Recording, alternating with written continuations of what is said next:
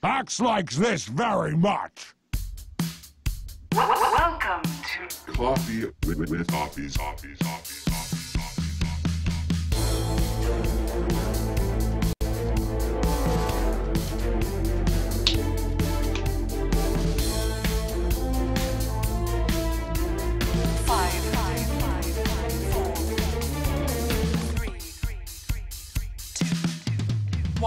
Let's do this! Good evening and welcome back to another episode of Coffee with Toffees on this Monday night, the 4th, bringing you a brand new episode that's got all the information you need for your pro scene, as well as talking to community leaders as we are so apt to do on the show. Now, the show is brought to you by Razer, the leading maker of gaming peripherals, Betway.com, the only way to bet your real money on esports and show how much knowledge you have, MM1.FM, which is the brand new esports app designed for Dota 2. It also carries podcasts that you can download directly to your phone, and our brand new sponsors, Dotacasters.com. Welcome to the Coffee with Toffees team. We're happy to have you here. If you want to hire a caster for an amateur game, someone just come out and make you, really give you that highlight when you're in the grand finals, you can get a caster as low as $5 a game. So it's a pretty cool experience and a great way to sort of help the scene grow while enjoying fringe benefits yourself. Now, we got a great show for you guys today. I am, of course, Toffees. You can find me at Toffees_Dota2, but I am joined here by a very special guest, a friend of the show who has been here before. This is Fwoshy. How are you doing this evening? I am doing great. How are you? I'm all right. I can't complain. Making Dota content, that's what gets me up in the morning. That and my kid, but both are awesome. That said, I think we're going to have some fun. So what we're going to do, guys, we're going to run through kind of the news of the day, and then Fwosh has come on to sort of talk about the videos that she's made. I'm sure that you know them. If you don't, we'll show a clip or two of what she's done. I know, Fwoshy, that you're headed to the Summit 3, so that's really exciting. You got to be stoked about the trip to LA.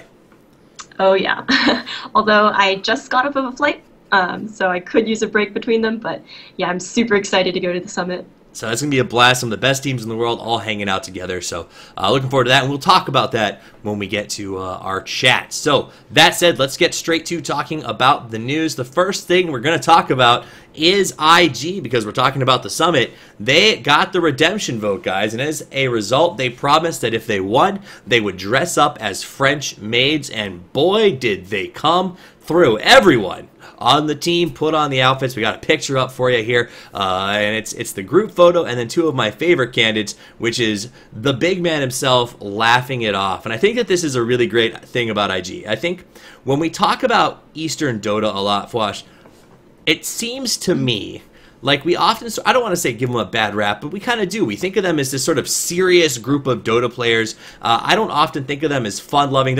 You never equate them with Dendi, right? And these pictures of them laughing and having a great time really kind of shows a different side of what we can say is one of the, if not the premier team in the Eastern scene. So I don't know, but to me that's a lot of fun to see. Did you get a chance to look at those pictures? Yeah, I did. Oh my gosh, they are great. It's especially the one with Ferrari, because he's actually wearing a wig as well, I think. Yeah, absolutely. Yeah, it's like, and he's right in the middle of the big pic too. It's we pulled that up for you guys.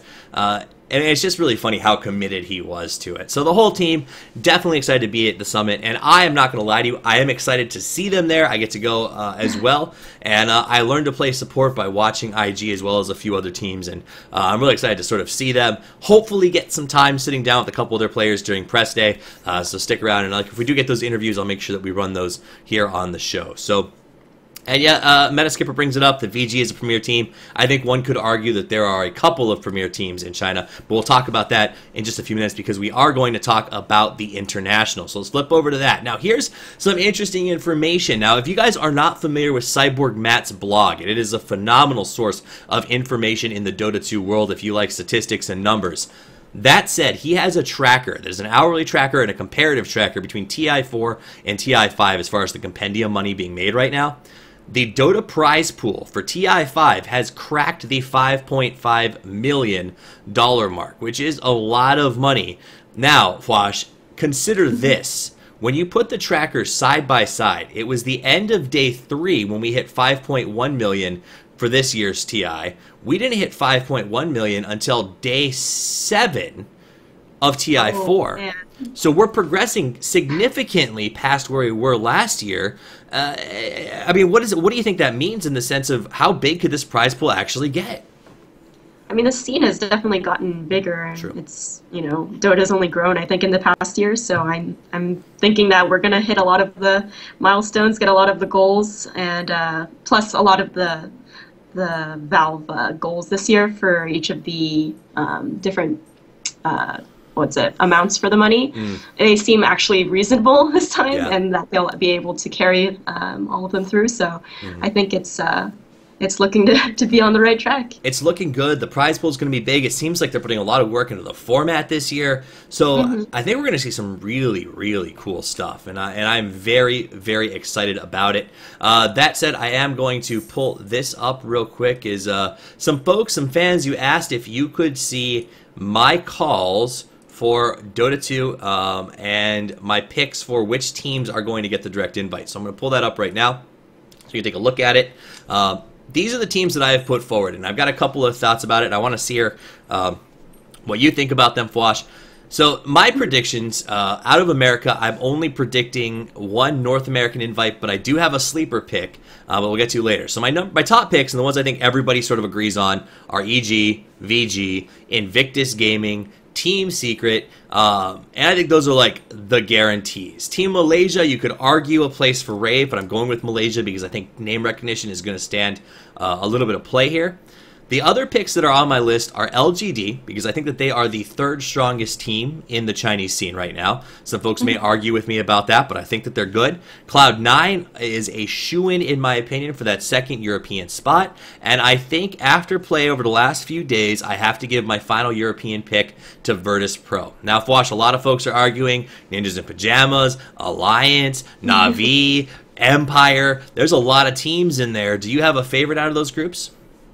I think Empire's pretty strong, watching them play recently, so that would probably be my pick. But yeah, Virtus Pro is looking pretty good too, so I can't blame you there for picking them. But yeah, I'm looking at your compendium now and seeing if there's any other ones I disagree with. I picked Virtus Pro because I think that they've adapted well to this patch, whereas I think Empire has had a little bit of a slip-off, but we'll see what Valve chooses to go with. Now, the two that people are going to argue with me on is I have picked Not Today and Newbie to both get direct invites. Now, reasons for this is I honestly believe with the fact that they announced that they're going to have 10 direct invites, one of those spots can be secured for the returning champions.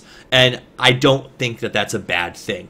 I do think Newbie is going to really kick themselves if they take it and are going to have a very hard time at this tournament.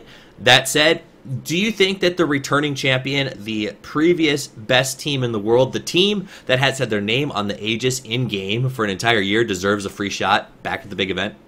No, honestly, if they haven't been performing well, if they haven't been practicing or taking this seriously, I don't think they deserve a direct invite.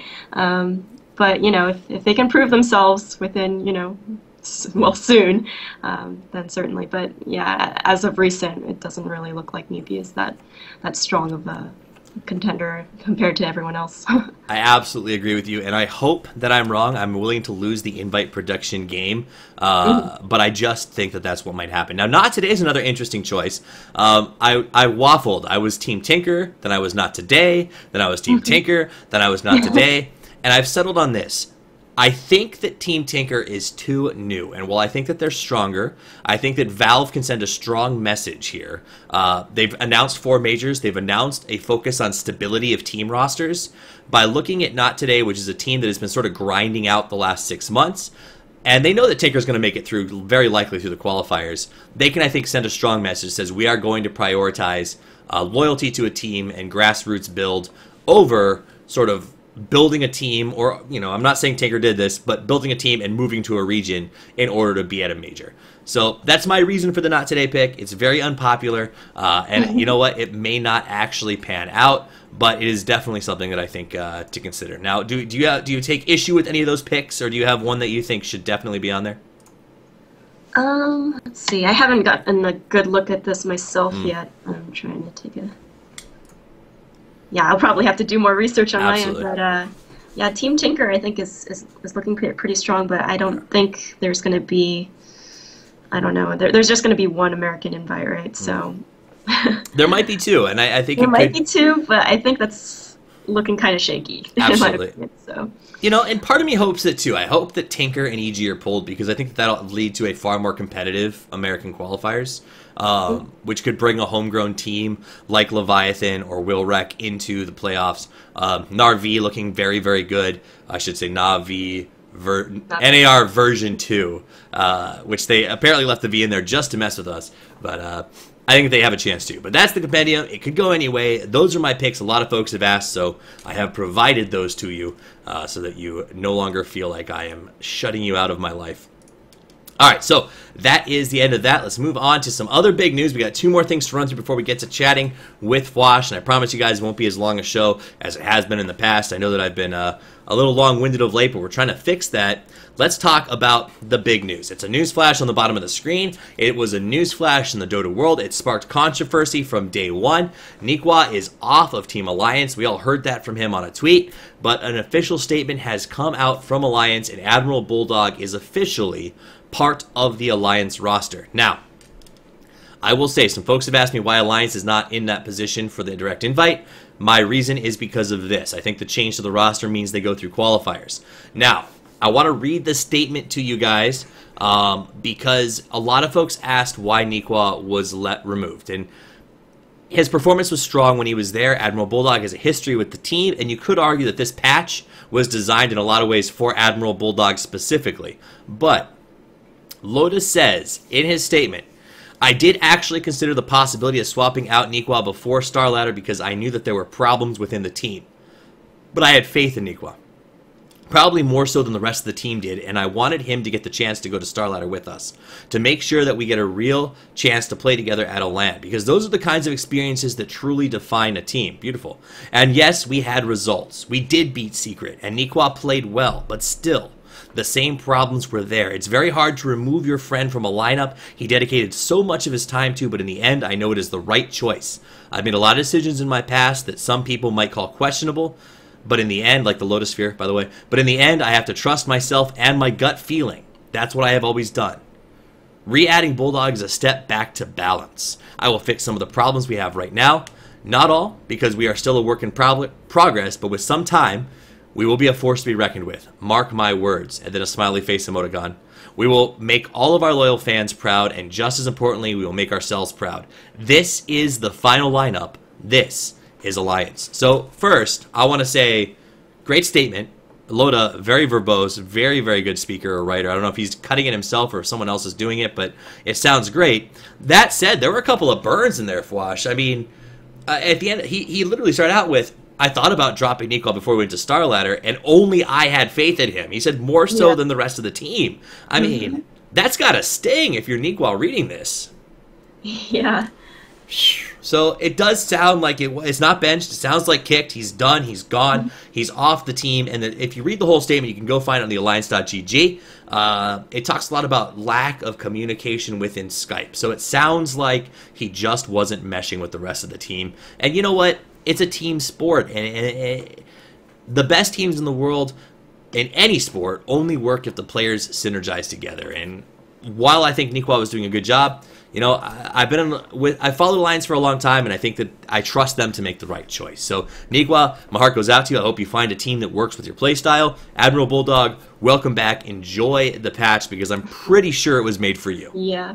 Like, literally. I can imagine he was pretty happy about a lot of those patch notes. Right? Lone Druid, Nature's Prophet, like everything. He was like, oh, this is... It's like made for... Right? I'm coming back to Pro Dota. Read the patch notes. Yeah, I'm wondering if he even submitted some of those items himself. Right, like he wrote Ice Rock was like, so I'm thinking about coming back, but I need these things to happen. Yeah. So next piece of news that we're going to go to here, guys, is the fact that 4 anchors for ASC, a team that doesn't get a lot of coverage, in my opinion, and deserves a lot more, was able to win the final esports qualifier. They beat out PR 3-1 to take that last position. So before we roll over, we are going to take you into a clip of what it looked like when they were able to capture that win. So here is the final match of Esports Dota 2 League, commentated by Blaze and Nahaz. Near constant mid lane, damage coming into Sunlight. He is going to be helped out by the Fisher, disengaging gradually, but Solar Crest on the Bear is actually a really big deal. yeah, absolutely, 100%. But we're going to see that Ura, King R kind of all in by themselves here. The Grave will come out to help the Dazzle, but now what will help the Drow? She gets locked down by the Creeps, by the Telekinesis, and she is going down with these last right clicks. Evasion, oh my! Almost is enough, but in the end she will fall, respawning with the Aegis, and they will look to bring her down again. One more stun is all they need. They're chasing her with the Eye of the Storm, with the Blink Dagger too. Volix will blink on top of her with Eye of the Storm, and will bring her down with the Yule's Telekinesis. Oh, tried so hard, got so far, but in the end it doesn't even matter. The range Rex will fall bottom, and here it is, 4 anchors getting mega creeps here to finish the game. And that is basically the end of it, as they went into a fairly uneventful push. After that, finished off in the last couple heroes as they were listed. So 4 anchors advances, and a nice pick off in that mid. And I want to say this about 4 anchors. Their understanding of pace has always impressed me, and their ability to know when to engage. They don't have to fight or push the high ground aggressively. They usually have the patience to wait out their opponents, and I was really impressed with that game in particular. That's it for the Dota news portion of our show. Now it's time to talk to Fwoshy, and I'm excited about this. But before we do that, we have to take a short break to bring you guys some words from our sponsors. But when we come back, I'm going to be sitting down with Fwoshy, who is famous for making the Dota 2 spoof videos, most notably the love story of Aoi and Universe. We're also going to talk about the Summit 3 and upcoming projects for Fwoshy. So stick around, and this is Coffee with Toffees. We'll be right back. Razer Comms is a free all-in-one communication tool that allows you to stay in touch with friends both in and out of the game. With features such as friendless, groups, mobile SMS forwarding, and call notifications, Razer Comms is a communication solution for the dedicated gamer. Razer Comms' minimal in-game overlay has a panel that grabs all your messages and lets you see who is speaking in a voice call without interrupting your game. Now I'll always know who's breathing into the mic. It's always me. By pairing Razer Comms Mobile with your PC, your friends can call you, no matter where you are. And welcome back to Coffee with Toffees. I am here with Fwosh, or Fwoshy, whatever you want to go with based on Twitter. It could go either way. The maker of content, and recently, as of last year, entering into the cosplay pool as well. She's actually been a guest on the show in the past. If you guys caught our community spotlight episode on cosplay, where I sort of learned about it myself. Fwosh was kind enough to be on that show as well. We loved having her. So welcome back. I'm glad to have you here. I want to start out by showing a video that was big. I mean, we're at 189,000 views on YouTube right now. That's a lot of views. The thing that stands out to me, though, Fwosh, is the fact that it has 4,100 upvotes and only 100 downvotes. So it means that generally everybody who came by that wasn't an idiot upvoted this thing and absolutely loved it. So that's pretty good. I'm just going to throw a little clip out there so you guys get an idea of sort of the parody fun, and then we're going to talk about what it takes to actually put one of these things together. So here we go. Hit the wrong button. My apologies. Here we go. And I said, universe, take me somewhere I can finish first. I'll be waiting. Second place is just the worst. You'll be off lane. I'll be re-support. It's a love story. One for Dota esports. So I sneak up to the offlane to see you. We keep quiet, cause we're dead if they knew I'd stop. Razer Comms is a free all-in-one communication tool that allows you to stay in touch with friends both in and... Wow. Alright, so I'm going to go ahead and pause that there. That is, I think, a good summary of some of the initial stuff. Now, this was a unique video for you. I know this wasn't one of the first videos that you came up with. You've been doing stuff for a while. I'm going to see if I can pull up one of the ones where you sing, because you're also a singer, and a lot of folks know you for that in esports. But tell me about this particular video, because this is one that a lot of people got to see who may not have been familiar with your stuff in the first place. So how did this happen? What was it like? I mean, more importantly, I want to know how you got him to sing in the first place. Like, there's a lot of stuff that blew my mind when I saw this the first time. Yeah, sure. So surprisingly, it was actually AUI who came to me and asked me if I wanted to make a video for him where he was going to sing a parody of a song that Hotbit wrote. wow. So I was really surprised because I was like, oh, wow, you sing? That's really cool. And he'd seen my videos before, and it actually was the same day that I released my Valentine's Day video, so I think maybe that's where he got the idea from. Gotcha. And yeah, once he saw that, he asked me if there was any copyright issues I faced, and then we got rolling on getting this done. So he sent me the audio file, I think, a week later from that, and then had a few requests about some clips that he wanted to include, but most of all the editing was done by me, and I found like kind of fitting Disney movies and imagery that matches the universe and AUI romance that we all love.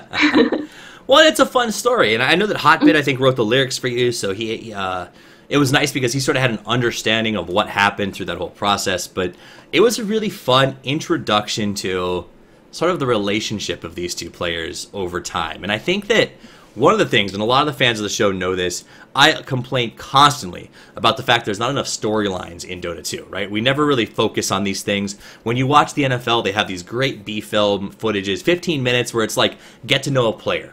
And this was something that was sort of fun and a little bit of a joke, but at the same time, there was a real storyline arc to it that helped us get to know that relationship that has existed for so long in Dota 2. Yeah. What do you think was the most exciting thing for you when you sat down to do that project? Honestly, a lot of the video editing was a lot of fun. I was streaming some of the process and just pasting their heads on top of Disney clips and then watching it all pan out was hilarious, to be honest. Especially like there was this one Little Mermaid scene where like Universe's face blows up. Oh my god, that was a riot.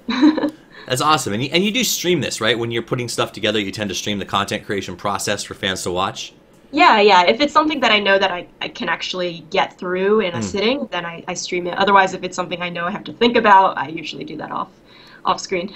So just out of curiosity, what is your Twitch channel in case folks do want to watch that happen?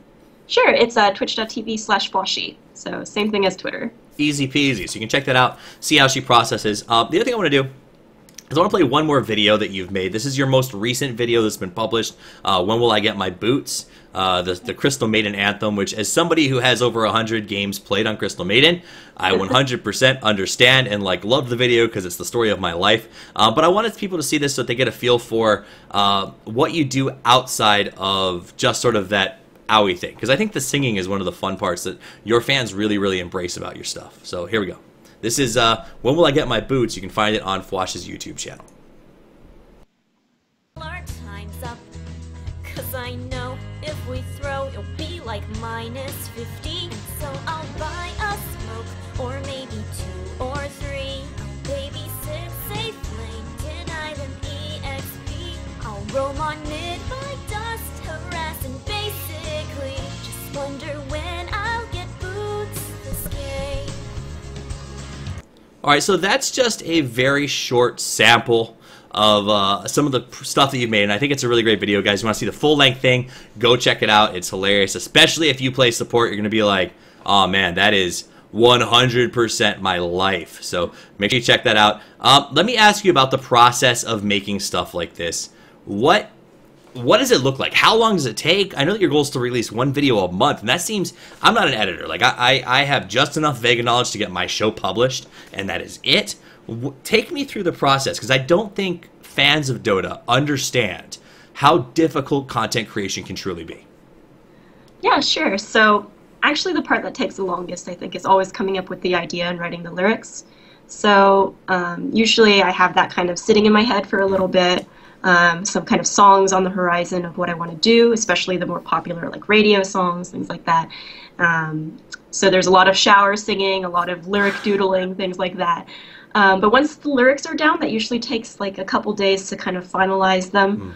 The second most hardest part, I'd say, is probably just singing the thing. So I don't consider myself to be too much of a singer. I can stay on tune and just convey most of the song, and but I have a lot of fun with it. So I enjoy singing.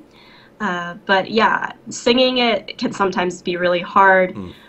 Especially if something is not in your range, or you know, there's a lot of audio editing that goes into this as well. So that could take up to a week. So a lot of it is just kind of re-recording, doing line by line, and just making sure it sounds as good as I can hope it could sound. But yeah, so once the song is done, then it's the video editing part as well. And another thing I like to do, kind of just like as almost like a trademark for my videos, is just to include something that I've drawn as well, since I think my origins mostly come from my drawings and things like that. So I usually draw like a key piece for the whole video, and then I try to find in-game footage and little clips that would match the lyrics. And I think that usually takes maybe a couple days, and it's more of the fun part, I think, because at that point the song is done, everything like from the creative end is finished. I just need to find things that match, and that's about it. Once the video is all edited up, post it on YouTube, and include any of the comments that I feel represent the struggle of making that video. Okay, so let me ask you this. The last video you made, so specifically, When Will I Get My Boots? What do you think your production time was from first concept to publishing on YouTube? Okay, so the first concept for this was actually a long time ago when I had the idea that I wanted to do this song, because in the past I've done some Frozen songs, and I actually love Tangled a lot more. So I had an idea to do this kind of theme for support with that When Will My Life Begin, that song. So that was maybe months and months ago, but actually writing the lyrics happened about 2 weeks ago. Wait, no, it's been longer, much longer than that. So I think I released that maybe a month ago. Yeah. It happened maybe a month ago, and then within 2 days, I actually managed to write the lyrics, and I think that was a pretty good time for me. Yeah. But I think the longest process in this one was the video editing rather than the song, because singing it seemed to be within my range, so that thankfully didn't take too long. But I've made the video process a lot more, I guess, complicated now, since I include in-game footage for everything. So recording everything in-game, making private lobbies, making sure that the camera is set up the way I want to, that took the longest part of all the production this time. So I'd say the whole thing actually took maybe about a week. Okay. Working maybe 2 to 3 hours each day. So that's not terrible. Has it improved? Like when your first video came out, did that take significantly longer, and you've sort of gotten a system down, or is it you just keep adding new stuff so it's sort of always the same? I think it's pretty much always the same. I think almost more time now, since in the past I've used to just do one image and then put the lyrics on. Now I have all this footage going on, and also the lyrics matching up to all the time cues. So it might even take more time now, and hopefully, I mean, I enjoy doing it. It might even take more time later on, because I plan on learning, bringing in some new tools, maybe learning, Source Filmmaker. So lots of things down the line. That's awesome. So more to look forward to. Speaking of things to look forward to, I know that you're headed to the Summit 3. I heard a rumor that you were supposed to drive players to and from the venue, but that's not going to work out. A bird told me something about that. Do you want to explain why you got demoted off of the driving staff? Or? It wasn't so much. It was a self-demotion. You don't want me driving. I'd say every stereotype there is. But yeah, you don't want me driving is just the bottom line of it. I told Sayori, I was like, no, that is a decision you will regret. I will do stationary jobs. Fair. So what kind of jobs? When I talked to Sayori about the Summit 3, he told me that you were coming. I was like, that's exciting. And he said that there was going to be some content ideas. He said that Fwoshy and Star Action Slacks and some other people are making sort of supplementary content for Summit 3. Do you have any plans to showcase anything or reveal any new content at that event? Oh man, I think Sayori asked me this recently too, and it's honestly a little bit tough, because I know he has segments set out for us to kind of like do what we want with. I don't really want to do anything too much about myself, I think, like nothing like singing or anything like that, although they brought that up before. Actually, even at the last summit when we went, they were like, hey, do you want to sing with sing like A Whole New World with AUI or something weird like that? I was like, no.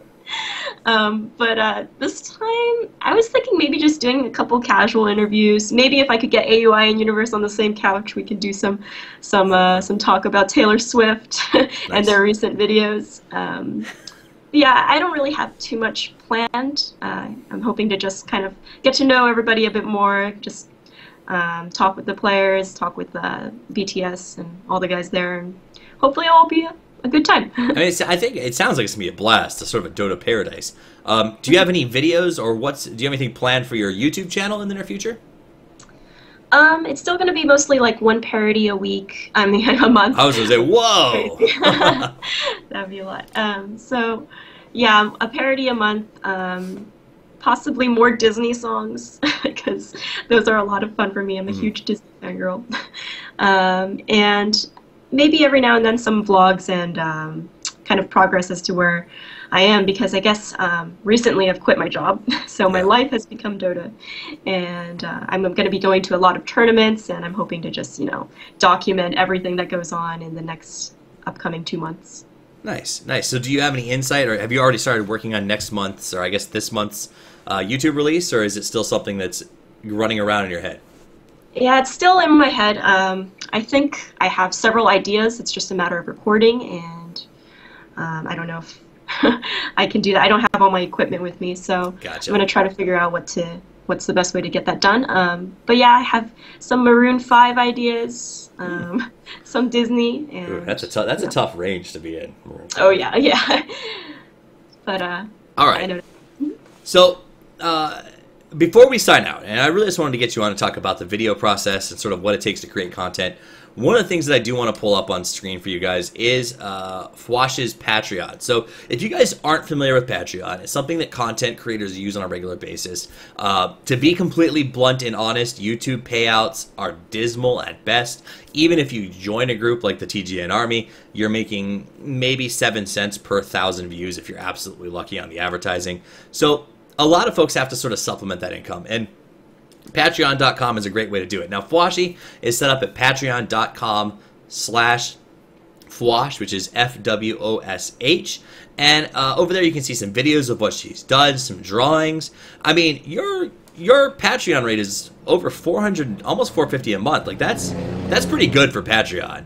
So that's pretty exciting. But is there a point where you think that you'll be able to take what you do as right now sort of as a hobby and turn it into something where potentially we could see a weekly parody instead of a monthly parody?